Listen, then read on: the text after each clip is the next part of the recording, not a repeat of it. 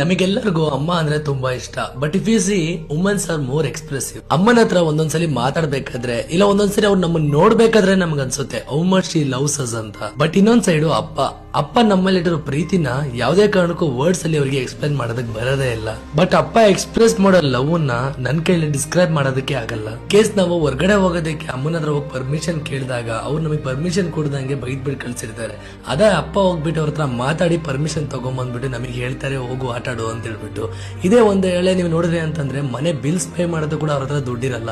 But ನಾನು ಇಷ್ಟಪಟ್ಟು ಏನಾದ್ರು ಒಂದು ಬ್ಯಾಟು ಇಲ್ಲ ಗೊಂಬೆ ಏನಾದ್ರು ಬೇಕು ಅಂತ ಕೇಳಿದೆ ಅಂತಂದ್ರೆ ಸ್ವಲ್ಪ ಯೋಚನೆ ಮಾಡ್ದಂಗೆ ನೆಕ್ಸ್ಟ್ ಸೆಕೆಂಡ್ ನನ್ನ ಕಣ್ಮುಂದೆ ಬಂದಿರ್ತಾ ಇದ್ರು. ಅವ್ರ ಕೆಲಸದಲ್ಲೇ ಅವರಿಗೆ ತುಂಬಾನೇ ಪ್ರಾಬ್ಲಮ್ಸ್ ಅನ್ನೋದು ಇರ್ಬೇಕಾದ್ರೆ ನಮ್ ಸ್ಕೂಲ್ ಮಿಸ್ ನನಗೆ ಅವತ್ತು ಹೊಡೆದ್ಬಿಟ್ರು ಅನ್ನೋದಕ್ಕೋಸ್ಕರ ರಾತ್ರಿ ಎಲ್ಲ ಕುತ್ಕೊಂಡು ನಮ್ಮ ಹತ್ರ ಕಥೆನ ಕೇಳೋರು. ಸೈಕಲ್ ಓಡಿಸ್ದೆ ಅಂತಂದ್ರೆ ಕೆಳಗ್ ಬಿದ್ ಬಿಡ್ತೀಯ ಅಂತ ಅಮ್ಮ ಹೇಳ್ಬೇಕಾದ್ರೆ ನಮಗೆ ಇಷ್ಟಪಟ್ಟಿರೋ ಸೈಕಲ್ ನ ಕೊಡಿಸಿ ಅದು ಓಡಿಸೋದಕ್ಕೆ ನಮ್ಮನ್ ಬಿಟ್ಟು ಹಿಂದ್ಗಡೆ ನಾವು ಬೀಳ್ದಂಗೆ ನಮ್ಮನ್ ಬಂದ್ಬಿಟ್ಟು ಹಿಡ್ಕೊಳ್ಳೋದಕ್ಕೆ ಅವರಿದ್ರು. ಅಂಡ್ ಆಲ್ಸೋ ನಮ್ ಲೈಫ್ ಅಲ್ಲಿ ಎಷ್ಟೇ ಪ್ರಾಬ್ಲಮ್ಸ್ ಬಂದ್ರು ಕೂಡ ಅವ್ರ ಹತ್ರ ಹೋಗಿ ಹೇಳಿದಾಗ ಬಿಡೋ ನೋಡ್ಕೊಳ್ಳೋಣ ಅಂತ ಹೇಳ್ಬೇಕಾದ್ರೆ there is nothing before that. Because ನಮಗೂ ಒಬ್ರು ಇದಾರೆ ಅನ್ನೋ ಧೈರ್ಯ ಅನ್ನೋದು ನಮ್ಗೆ ಬಂದೇ ಬರುತ್ತೆ. ಅವರಿಗೆ ತುಂಬಾ ದೊಡ್ಡ ಆಸೆ ಎಲ್ಲ ಏನೂ ಇಲ್ಲ. ಅವ್ರ ಲೈಫ್ ಅಲ್ಲಿ ಕಳ್ಕೊಂಡಿದ್ ಎಲ್ಲಾ ಮೂಮೆಂಟ್ಸ್ ನಮ್ ಲೈಫ್ ಅಲ್ಲಿ ಅದನ್ನ ಕೊಟ್ಬಿಟ್ಟು ನಮ್ ಲೈಫ್ ನ ಬ್ಯೂಟಿಫುಲ್ ಮಾಡ್ಬೇಕನ್ನೋದು ಮಾತ್ರನೇ ಅವ್ರ ಉದ್ದೇಶ ಆಗಿದೆ. ಅವ್ರು ಈ ಒಂದು ವಿಷಯಕ್ಕೋಸ್ಕರನೇ ಇಷ್ಟೆಲ್ಲ ವರ್ಷದಿಂದ ನಮ್ಮನ್ನ ಕಷ್ಟಪಟ್ಟು ಬೆಳೆಸಿದ್ದಾರೆ.